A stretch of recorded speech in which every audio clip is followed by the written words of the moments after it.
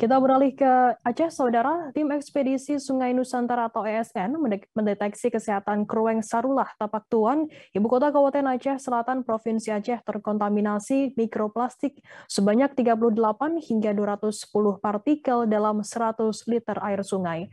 Hal itu disampaikan oleh tim ESN dalam pemaparannya terkait hasil temuan lapangan pada acara yang berlangsung di Aula Dinas Lingkungan Hidup Kabupaten Aceh Selatan pada Rabu 25 Mei.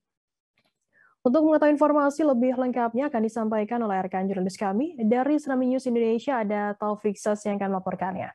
Silakan rekan Taufik.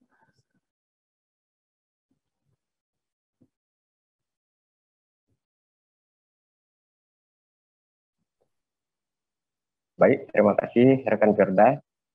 Sebagaimana kami laporkan bahwa tim ekspedisi Sungai Nusantara mendeteksi kesehatan Krueng Sarullah Kota Tapak Tuan, Ibu Kota Kabupaten Aceh Selatan, Provinsi Aceh terkontaminasi mikroplastik sebanyak 30 hingga 210 partikel dalam 100 liter air sungai. Hal itu disampaikan tim ESN dalam pemaparannya terkait hasil temuan lapangan pada acara yang berlangsung di Aula Dinas Lingkungan Hidup Kabupaten Aceh Selatan Rabu 20 Mei 2022 kemarin. Peneliti Lembaga Kajian Ekologi dan Konservasi Lahan Basah Amiruddin Mutafin mengungkapkan sampel air diambil pada 3 lokasi, yakni di Lubuk Simerah, Gampong Jambu Apa, Gampong Hulu, dan pada bagian muara Gampong Pasar.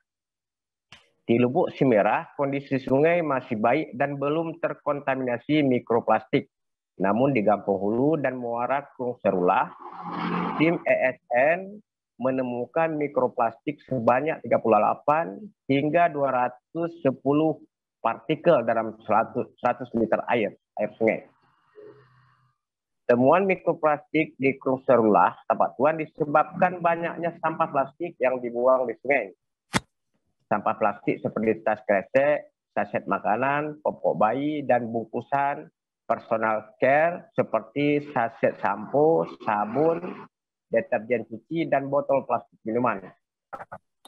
Anggota tim ekspedisi Sungai Nusantara, Prigi Arisandi, yang juga Direktur Eksekutif Lembaga Kajian Ekologi dan Konservasi Lahan Basah, menjelaskan mikroplastik yang masuk dalam air akan mengikat polutan di air seperti logam berat, pestisida, deterjen, dan bakteri patogen. Jika mikroplastik tertelan manusia melalui ikan, karang, dan air, maka bahan polutan akan berpindah ke tubuh manusia dan menyebabkan gangguan hormon. Dari hasil penelitian lanjutnya menunjukkan bahwa di kawasan hutan yang jauh dari pemukiman tidak ditemukan mikroplastik. Sedangkan memasuki pemukiman penduduk di Gampong Hulu mulai ditemukan mikroplastik. Mikroplastik yang paling banyak ditemukan di 2 lokasi adalah jenis fiber atau benang-benang yang banyak berasal dari tekstil atau pakaian yang dicuci, kemudian benangnya terburai dan masuk ke badan air. Dari pengamatan lapangan, nampak sekali banyak dijumpai sampah, saset, tas kresek, dan bungkusan plastik yang terongoh di muara dibandingkan Kampung Hulu.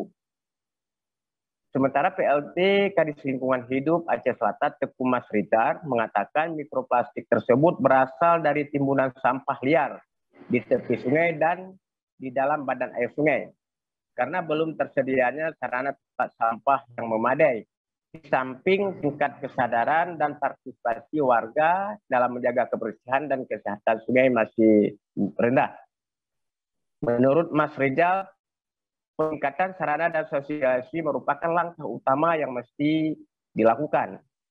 Lebih lanjut, Mas Rizal juga mengatakan prioritas program dan kegiatan dalam pengendalian dan pengelolaan sampah, apalagi sampah plastik yang memiliki residu berbahaya bagi masyarakat, merupakan upaya strategis yang harus dilakukan. Menurut Prigi Aryansandi, terdapat 6 brand besar yang banyak ditemukan menjadi sampah di Kurung Sarula. Ke-6 brand tersebut ternama ini, kata Prigi, sebanyak 68% dari sampah plastik yang ditemukan di Kurung Sarula.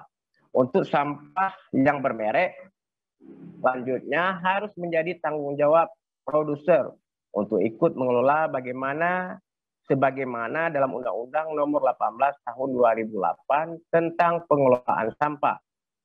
Sebab, kata Prigi, sesuai perundang-undangan, seperti setiap produk yang menghasilkan sampah dalam produk yang tidak bisa diolah, maka produsen harus ikut bertanggung jawab.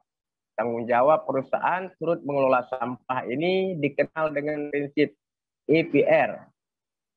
Pada kesempatan itu, Direktur Eksekutif Lembaga Kajian Ekologi dan Konservasi Lahan Basah ini juga mendorong para produsen besar tersebut harus memberikan kontribusi dalam pengelolaan sampah di Tapak Tuan. Oke, demikian rekan Firda, kembali ke studio. Baik, terima kasih rekan Taufik Isis dari CNN News Indonesia atas laporan Anda. Selamat bertugas kembali. Terima kasih sudah nonton. Jangan lupa like, subscribe, dan share ya.